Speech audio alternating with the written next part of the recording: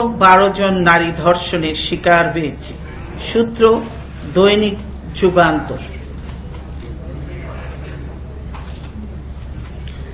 বেসরকারি মানবাধিকার সংগঠন অধিকার এক বিবৃতিতে বলেছে, অধিকারের প্রাপ্ত তথ্য অনুযায়ী 25 নভেম্বর থেকে সহিংসতায় 149 জন নিহত এবং 4886 জন আহত হয়েছেন। এ সময় 59 জন বিচার বহির্ভূত হত্যাকাণ্ডের শিকার হয়েছেন বলে অভিযোগ রয়েছে।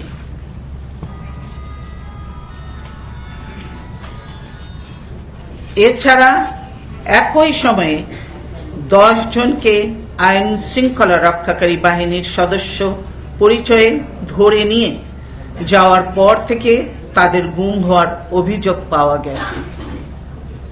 গত 3 জানুয়ারি শুক্রবার সংগঠনটির এক বিবৃতিতে এসব কথা বলা হয়েছে।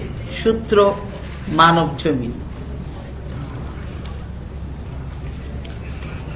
নির্বিচারে গ্রেফতার বন্ধ এবং শান্তিপূর্ণভাবে সভা সমাবেশ ও মত প্রকাশের স্বাধীনতার অধিকার প্রদানের জন্য বাংলাদেশ সরকারের ওপর চাপ সৃষ্টির আহ্বান জানিয়েছে নিউ ইয়র্ক ভিত্তিক আন্তর্জাতিক মানবাধিকার সংস্থা হিউম্যান রাইটস ওয়াচ।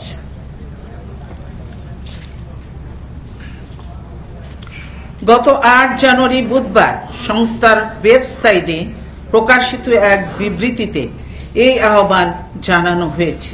সূত্র ইত্তেফাক। বাংলাদেশ সরকারের কঠোর দমন নীতির কারণে 2013 সালের মানবাধিকার পরিস্থিতি মুখ থুবড়ে পড়েছে বলে মন্তব্য করেছে আন্তর্জাতিক মানবাধিকার সংস্থা হিউম্যান রাইটস ওয়াচ। 21 জানুয়ারি মঙ্গলবার বিশ্ব মানবাধিকার পরিস্থিতি নিয়ে প্রকাশিত প্রতিবেদনে একথা বলা হয়। সূত্র বাংলাদেশ প্রতিদিন। 5 জানুয়ারি একতরফা নির্বাচনের আগের রাত থেকে দেশ জুড়ে সহিংসতায় 315টি মামলা হয়েছে। এসব মামলায় নামে বেনামে আসামি করা হয়েছে 63,000-এরও বেশি লোককে। এই আসামিদের ধরতে চলেছে যৌথ বাহিনীর অভিযান। এই অভিযানে পুলিশের হিসেব অনুসারে চলতি মাসের 10 দিনেই গ্রেপ্তার হয়েছে 22,000-এর বেশি লোক। তবে পুলিশ কর্মকর্তাদের দাবি 22,000-এর মধ্যে নিয়মিত আসামিও রয়েছে। এদিকে যৌথ বাহিনীর অভিযানকে কেন্দ্র করে নিরীহ মানুষকে হয়রানি ও বিচার বহির্ভূত হত্যাকাণ্ডের অভিযোগ উঠেছে। সূত্র প্রথম আলো। হঠাৎ বেড়ে গেছে কথিত সাদা পোশাকধারীদের তৎপরতা। তাদের এই তৎপরতার কারণে দেশে গুমের ঘটনা বেড়ে গেছে। তারা কখনো নিজেদের সরকারের আইন প্রয়োগকারী সংস্থা র্যাব, কখনো বা ডিবি পুলিশ বলে পরিচয় দিলেও তারা আসলে কারা সে বিষয়টি বছরের পর বছর রহস্য হয়েই থাকে। এক সময় শুধু র্যাবের ওপর গুমের অভিযোগে আনা হলেও এখন ডিবি পুলিশের নামও ব্যবহার করতে শোনা যাচ্ছে। সূত্রগুলো বলছে দেশে গত কয়েক মাসে বেশ কিছু লোক নিখোঁজ ও গুম হয়েছে। সূত্র যুগান্তর। বাংলাদেশের আইন শৃঙ্খলা বাহিনীর বিচার বহির্ভূত হত্যাকাণ্ড বন্ধের আহ্বান জানিয়েছে যুক্তরাষ্ট্র ভিত্তিক আন্তর্জাতিক মানবাধিকার সংস্থা হিউম্যান রাইটস ওয়াচ। গত 27 জানুয়ারি প্রকাশিত এক বিবৃতিতে বলা হয়, সম্প্রতি বৃদ্ধি পাওয়া বিচার বহির্ভূত হত্যাকাণ্ডের বিষয়ে সরকারের স্বাধীন ও নিরপেক্ষ তদন্ত করা উচিত।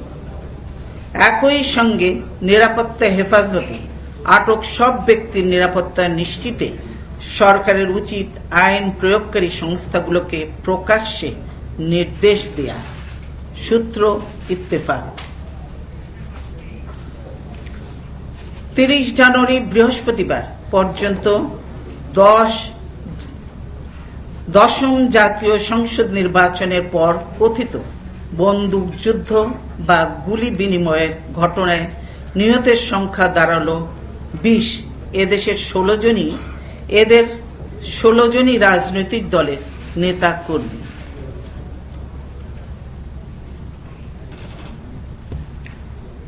এসব মৃত্যুর ঘটনায় উদ্বেগ প্রকাশ করে মানবাধিকার সংগঠন আইন ও সালিশ কেন্দ্র বলেছে, বিচার বহির্ভূতভাবে কারো শাস্তি তার প্রাপ্য হতে পারে না। সূত্র প্রথম আলো। সাংবাদিক বন্ধুগণ, দেশের বর্তমান চিত্র যে ভয়াবহ আকার ধারণ করেছে, আমি তার একটি খণ্ডচিত্র তুলে ধরলাম মাত্র। দলীয়করণ ও হীন রাজনৈতিক উদ্দেশ্যে অপব্যবহারের মাধ্যমে রাষ্ট্রীয় আইন শৃঙ্খলা রক্ষা বাহিনীর নৈতিক শক্তি ধ্বংস করে ঘাতক বাহিনীতে পরিণত করা হয়েছে। বাইরের নির্দেশনায় গোয়েন্দা সংস্থাগুলোকে গণতান্ত্রিক রাজনীতি দমন ও বিরোধী দল নির্মূলের অস্ত্র হিসেবে ব্যবহার করা হচ্ছে। সীমান্ত অরক্ষিত রেখে সীমান্তরক্ষী বাহিনীকে রাজনৈতিক প্রতিপক্ষ নির্মূলের অসৎ উদ্দেশ্যে অপব্যবহার করা হচ্ছে। জঙ্গিবাদ ও গুরুতর সন্ত্রাস দমনে আমরা র্যাপিড অ্যাকশন ব্যাটালিয়ন বা র্যাব গঠন করেছিলাম। সেই জনপ্রিয় বাহিনীর সুনাম ধ্বংস করে এটিকে গণতান্ত্রিক রাজনৈতিক নেতাকর্মীদের কাছে মূর্তিমান আতঙ্কে পরিণত।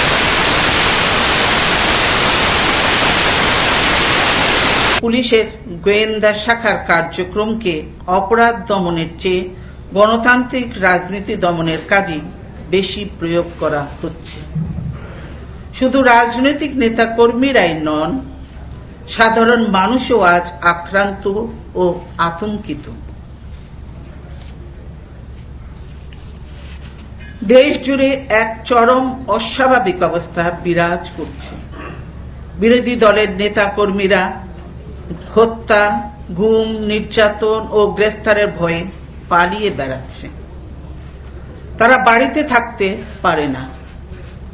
অনেকের পরিবার ছাত্রখান হয়ে গেছে।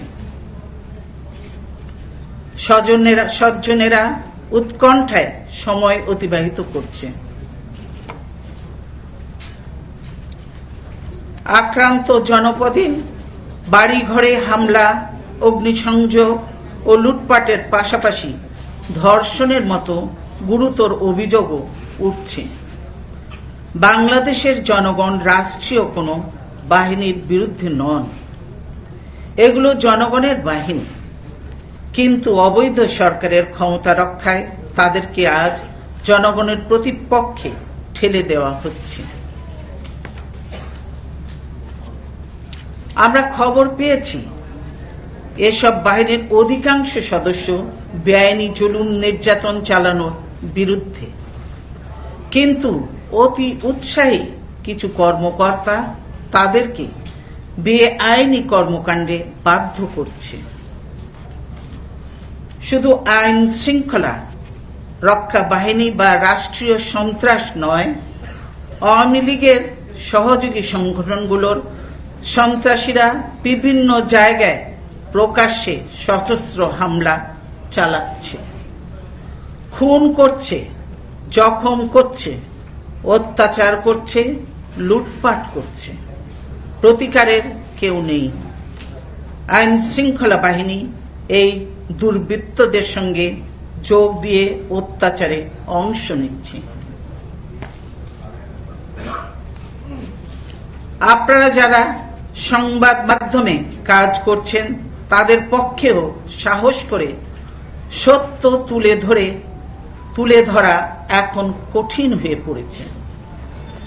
অন্যায় অবিচারের বিরুদ্ধে প্রতিকারের পথ খুবই সংকুচিত হয়ে পড়েছে। দলীয়করণ ও নানামুখী নিয়ন্ত্রণের মাধ্যমে বিচার বিভাগকে অধিকাংশ ক্ষেত্রে ক্ষমতাসীনদের পছন্দ মাফিক রায় ও সিদ্ধান্ত দিতে বাধ্য করা হচ্ছে। বিচার বিভাগীয় কার্যক্রমের মাধ্যমেও কোনো কোনো ক্ষেত্রে রাষ্ট্রীয় নিপীড়নের পথ প্রশস্ত হতে দেখা যাচ্ছে। রাজনৈতিক আন্দোলন ও সন্ত্রাসকে সমর্থক হিসেবে প্রচার করে অবৈধ সরকার রাজনৈতিক দমন পীড়ন, হত্যা, গুম, হামলা, মামলা, গ্রেফতার, নির্যাতনের পথ বেছে নিয়েছে। সেই অন্যায়ের বিরুদ্ধে প্রতিবাদ করলেই মিথ্যে মামলায় জড়িয়ে সিনিয়র রাজনৈতিক নেতাদের হেনস্থা, হয়রানি করা হচ্ছে। আমাদের শান্তিপূর্ণ সভা সমাবেশ ও মিছিল করতে বাধা দেয়া হচ্ছে। পুলিশ, র্যাব হামলা চালাচ্ছে। ঢাকায় বিরোধী দলের সমাবেশ, গণজমায়েত, জনসভা ও মিছিল করার অধিকার কার্যত হরণ করা হয়েছে।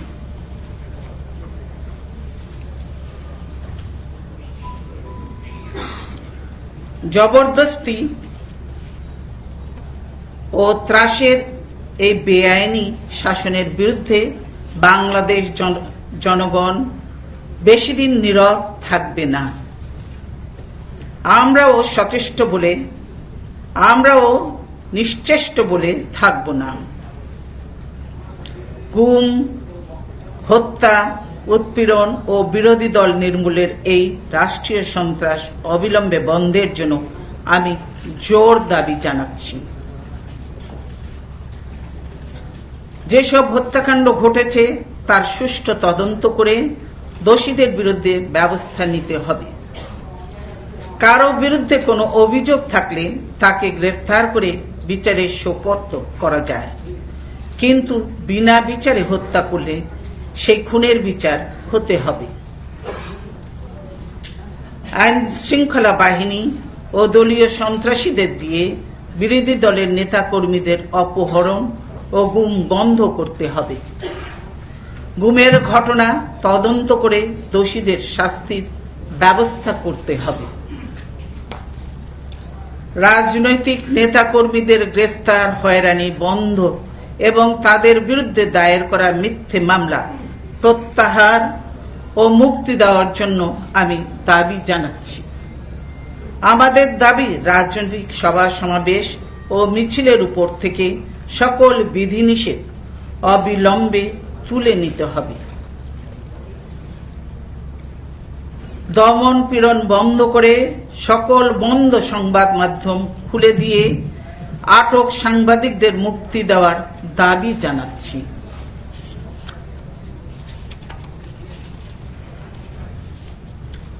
জনগণ বর্জিত প্রহসনের নির্বাচন থেকে দৃষ্টি অন্যদিকে ফেরাতে দেশের বিভিন্ন অঞ্চলে সংখ্যালঘু, বিশেষ করে হিন্দু সম্প্রদায়ের লোকজনের স্থাবর সম্পদ, বাড়িঘর ও উপাসনালয়ে হামলার সুপরিকল্পিত ঘটনার ব্যাপারে বিএনপির উদ্যোগে গঠিত নাগরিক তদন্ত কমিটি কাজ করছে।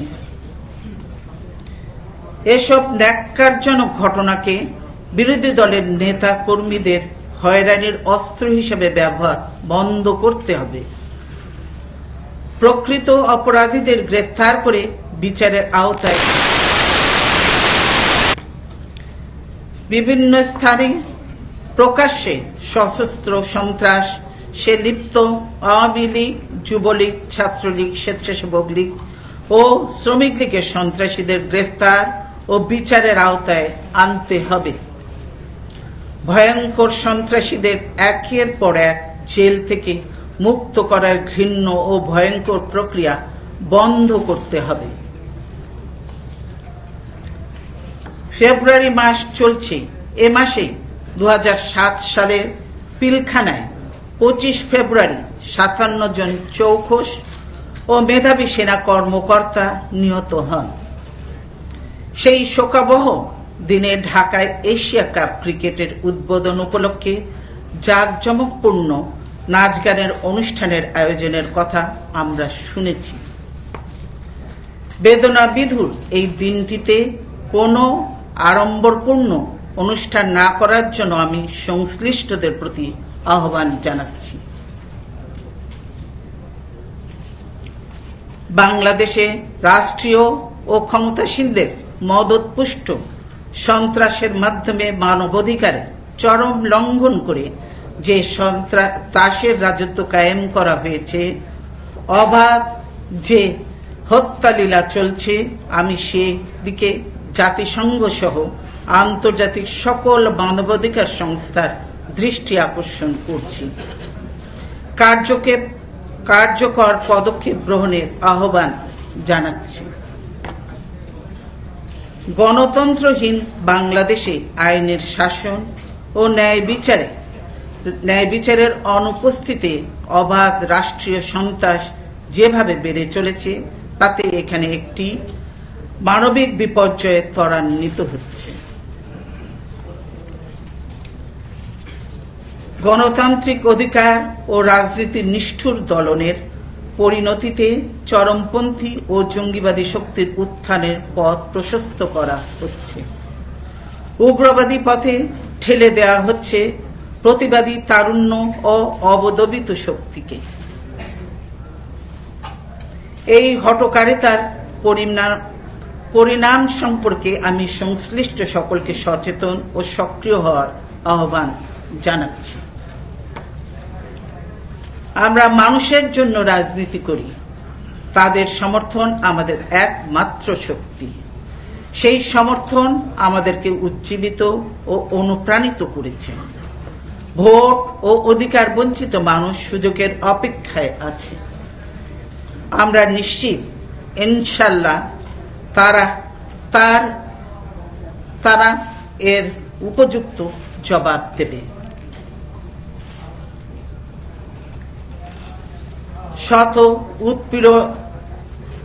শত উৎপীড়ন সয়ে জীবন দিয়ে আমাদের নেতা কর্মীরা ও সাধারণ মানুষ তাদের আন্দোলন সফল করেছেন।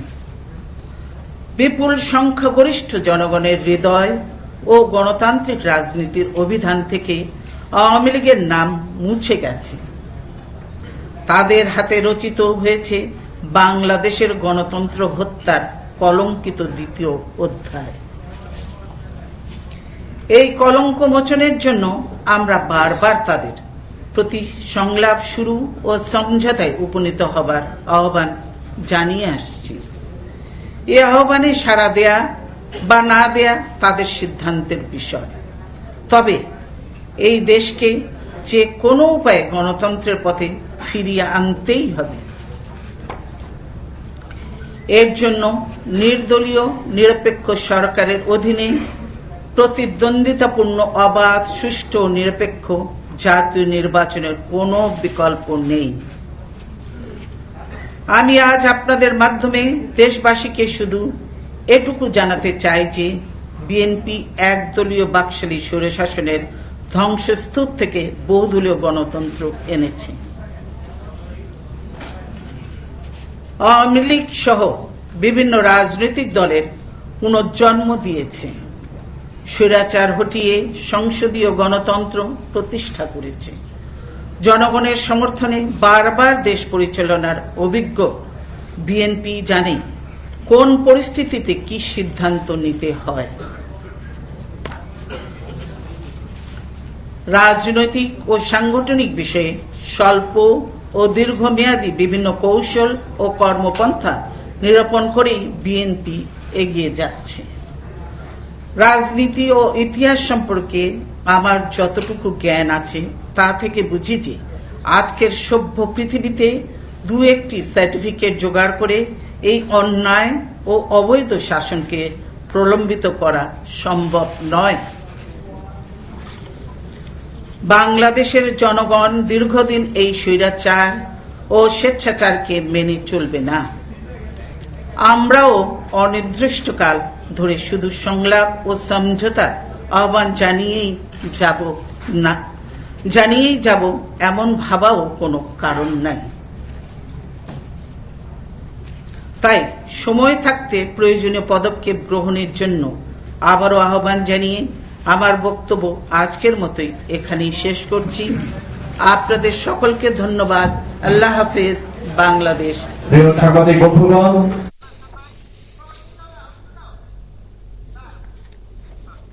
প্রিয় দর্শক, দেখছিলেন বিএনপি চেয়ারপারসন বেগম খালেদা জিয়ার সংবাদ সম্মেলন। এবার যাচ্ছি স্বদেশী সংবাদে। শুরুতেই জনতা ব্যাংক সংবাদ শিরোনাম। গণতন্ত্র হত্যা করে ভোটের অধিকার কেড়ে নেওয়া হয়েছে অভিযোগ খালেদা জিয়ার। কাশিমপুর কারাগার থেকে 3 বিএনপি নেতার মুক্তি।